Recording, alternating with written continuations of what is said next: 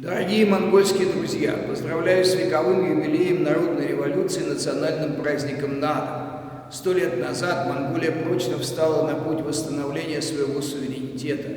Россия была первым и многие годы единственным государством, признавшим эту историческую реальность. Убежден, что следующий век истории Монголии ознаменуется для вашей страны новыми успехами в национальном развитии и создании современных источников народного благосостояния. Желаю каждой монгольской семье крепкого здоровья, мира и благополучия, а дружественной Монголии процветания под вечно синим небом. Всем нам поскорее избавиться от общения в дистанционной форме, особенно по таким знаменательным торжествам, как Надо. Сайхан Надарай.